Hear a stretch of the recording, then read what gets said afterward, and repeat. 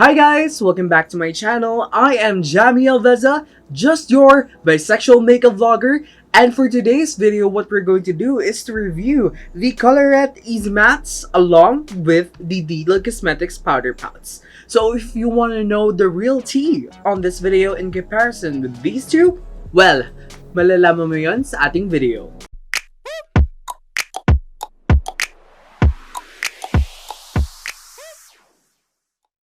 For today's video, what we're going to do is to compare the Colourette Easy Mattes and the Detail Cosmetics Powder Pouts. Like, seriously, lipstick trend has really been like, alam mo kapag may bagong launches, yung ibang brands din nagla-launch din ng bagong product, which is kind of suspicious to be honest lang. It's getting suspicious when something has been released, for example, a gloss.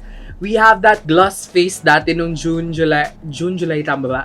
June, July, August, may gloss face tayo, pero right now we are in the lipstick phase. So I will be 101% honest with you guys, most especially giving my critique with this products. Most especially, I'm not giving any bias here. Most especially when in terms of makeup, I really do give my opinion. Most especially that I really give my comparisons and contrasts in order to improve the product more, most especially. So take this review with a grain of salt, and most especially, and if it's your money, it's your purchase, and I just like to give you the best money that you could ever have, most especially. Let's get that out of there because I don't want this video to be like the tea of the day. I don't want to be making a big ruckus, but I just like to give my 101% honesty, and most especially giving my critique with the products. If you want to check my previous comparison videos, you could check that there, but here I'm going to review the Detail Cosmetics Powder Pouch and the Colourette Easy Matte. These two products, I will review them in categories, most especially. First is shade range, second is packaging, third is formula, then lastly for the pricing is price. Let's start with this video. So let's start with the Colourette Cosmetics Easy Mattes, which is this one. Ayan, it's packaging. I will show you a visual here, most especially kung gusto niyo makita yung box in comparison. By the way guys, I bought the shade Caffeine, most especially. I really love nude browns, most especially. That's why I bought the shade Caffeine. So let's get on with the packaging, most especially. Here is the claims. The claim of the product is, one swipe is all you need, babe. Our Easy Matte will hug your lips with a smooth matte finish that's never drying, weightless but highly pigmented. One swipe delivers extreme color payoff, available in 8 universally flattering shades for every skin tone, perfect for our everyday hustle. Detail Cosmetics Powder Pouch is enriched with vitamin E, non-drying. Third is no animal ingredient, and fourth is cruelty-free. So most especially that they give a description here. Most especially, I would like to validate yung mga claims na pinapakita nila, most especially. So let's get on with this comparison. So let's start with the Colourette Cosmetics Easy Matte. So papakita ko sa inyo yung product, most especially. So here is the Colourette Easy Mattes, most especially. I like that it's very practical. It has this Colourette logo over here on the top and the sticker, which is typical shade, most especially. So yeah, this is the Colourette Cosmetic Easy Mattes. What I could say about the packaging: it has the black packaging, it has this cylindrical tube, it has a Colourette logo, and at the same time it has this sticker which indicates the amount of product, the expiration date, and at the same time the shade of the Colourette shading, most especially for their Easy Mattes. I like that. It's very practical. Alam mo yun, it's very classic feel. Talagang minimalistic siya, and you could use this for everyday. Di siya masyado maging ano. Pero one thing that I like about black packaging is that hindi siya makikita yung stains na sa product, most especially that di mo makita masyado yung gas-gas or di mo makita masyado yung stains sa product. So, when I try to open this first time, nung pagka-open ko, nung pagka-deliver sa akin, yung locking mechanism niya, medyo on the fence ako. Kasi feeling ko parang ma-open ko eh. Parang masisira ko. That's the feeling that I'm getting from the locking mechanism sa sa product nito, most especially that it's strong yung pagka-close. Pero what I feel is like the packaging is thin, pero di naman siya masyadong thin to the point na parang talagang mayuyupi mo. Pero I'm having a problem kasi parang feeling ko di siya sturdy. Pag naupuan ko or something or mangyari dito, I feel as if parang hindi masyadong protected yung product ko mo, especially I feel na parang magiging fragile to and paggagamit nyo to everyday kasi feeling ko parang magka-crack siya eventually in the long run. So yun yung nagiging problem ko in the long run, guys. It has a good locking mechanism pero minsan natatakot akong magtanggal kasi baka mamaya di ko siya matanggal at the same time baka mag-lose ng grip dun sa product. So that's what I feel about the packaging most especially. So let's get on with the other product, most especially the Detail Cosmetics Powder Pouch. Ayan, it has this translucent packaging, most especially very luxe. Parang alam mo yun, parang pumutak sa kahit saan. Parang it gives you a bougie on a budget. Parang mayayamanin, pero it's still plastic. Actually, if you could see here, yan, if you could hear yung ano ko, yung pagtak-tak ko, see here is the signature of the shade, and most especially has this translucent packaging, and at the same time it has a sticker name as well as like the Colourette Cosmetics Easy Matte. So what I can say about the packaging most especially, it gives you this bougie on a budget vibe, and at the same time it's very a sentimental thing for me ha. They collaborated with the brand, and most especially that you have this content creators that really work on the product most especially, and I just really like the effort put into this. Talagang makikita ko dito, mostly sa product, I really like translucent packaging, guys. Kasi to be honest, it gives more of a luxe feel. At saka, mas mamahalin siyang tignan. Pero, nasa budget ka. And at the same time, when I open this, the locking mechanism niya, it's so easy to open. It's so easy to open. Unlike the Colourette Cosmetics Easy Mattes, which it takes a lot of grip or a lot of force to open, but it's still like more easy to open. It's easy to open more yung Detail Cosmetics na powder pouch for the locking mechanism, especially. Two different lipstick, most especially in terms of packaging pa lang. As you can see here, makikita mo na kaagad yung shade. Pero dito, sa Colourette Cosmetics Easy Mattes, you need to go through here on their bottom, which makikita mo dito sa sticker to know kung anong shade. Pero here on the product, you could really see here agad yung kung anong shade siya. So that's a plus point for packaging, most especially to Detail Cosmetics Powder Pouch. So let's get on the applicator, most especially to the product. So let's talk about the applicator. The Detail Cosmetics Powder Pouch is more of a bullet lipstick, and at the same time, it has this slant edge, which I really like on the first place kasi magiging precise ka sa paglagay ng product, and most especially.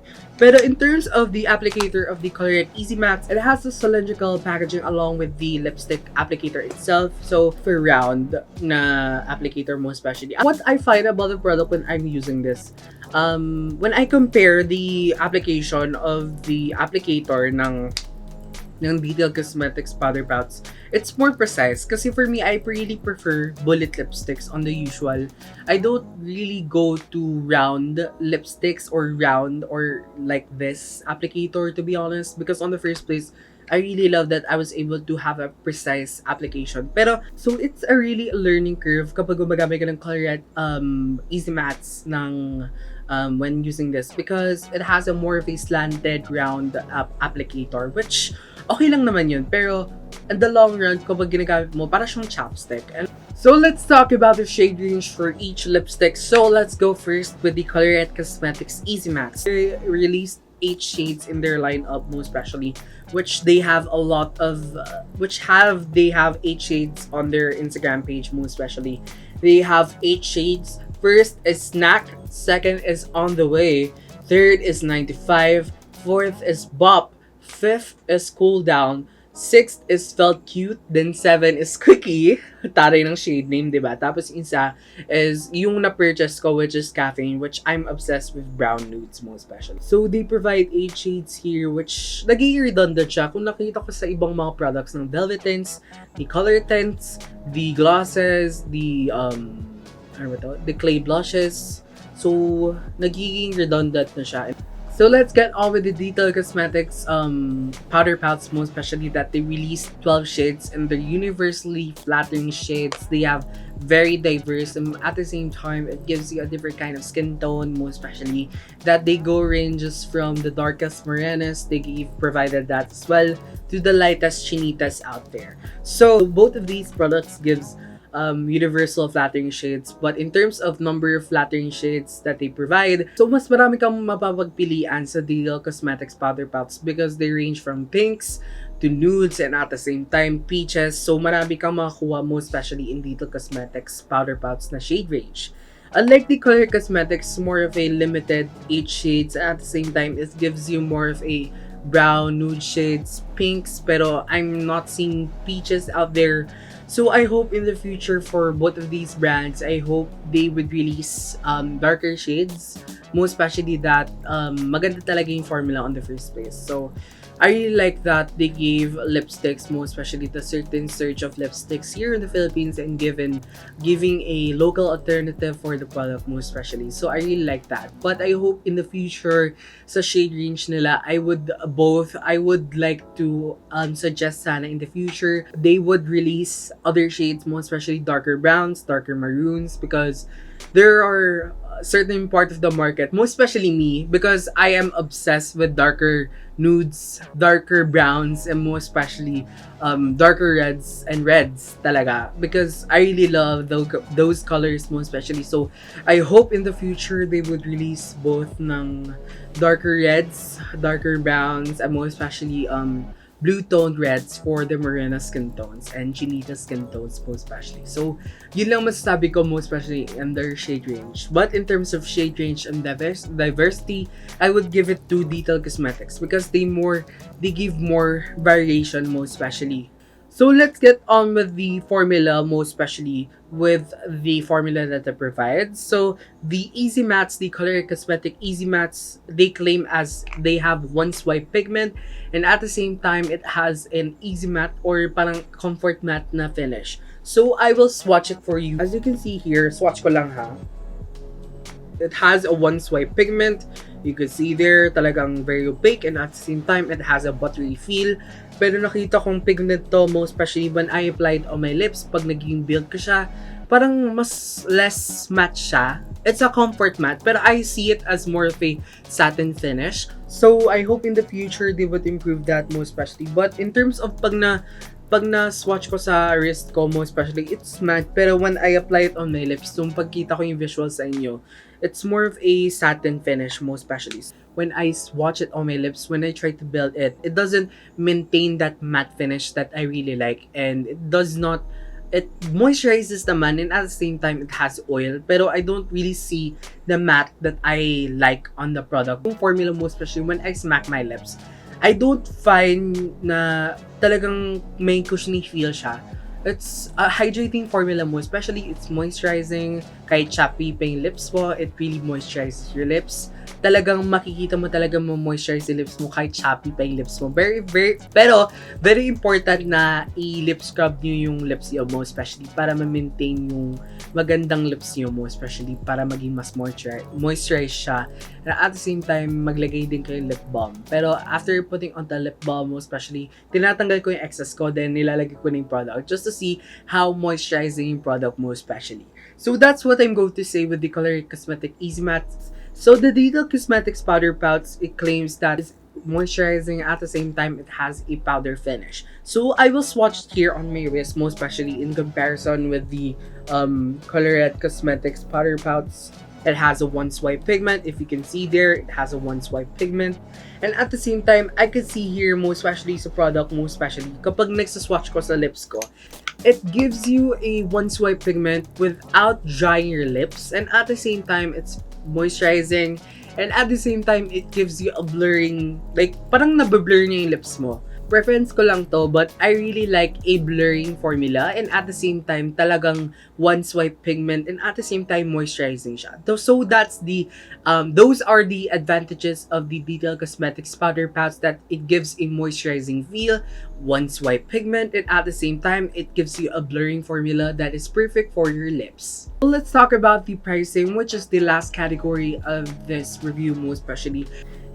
So the Colourette Cosmetic Easy Mattes is priced at 349 pesos, and it gives you 4 grams of product, and the Detail Cosmetics powder pouch gives you 4 grams of product, yet it gives you 199 pesos when purchased. So when you divide the price, most especially the amount of product, 349 pesos, it's like 80 plus pesos.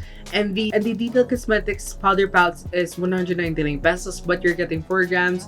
So most especially, it would range for each gram is 49 to 50 pesos. So in terms of practicality and budget, mas prefer ko pa ang Detail Cosmetics powder pouch. So both would give you two different kind of formulas, pero it's more blurring ang Detail Cosmetics powder pouch rather than the Colourette Cosmetics Easy Mattes. So in terms of pricing, mas lamang po ang Detail Cosmetics powder pouch kasi on the first place, it's much more affordable. At the same time, it gives you the same amount of product that you're getting most especially, and plus points din na talagang powder finish siya at saka blurring yung formula. So, let's give my final verdict in terms of these products. So in terms of products, most especially guys, I will give you my 101% honesty in this review. Most especially, ayoko naman na masyadong maging bias most especially, but I do really love most especially these two brands releases their own local lipsticks most especially, and giving a local alternative lipstick most especially, and I hope in the future they would be a bestseller in their brand most especially. But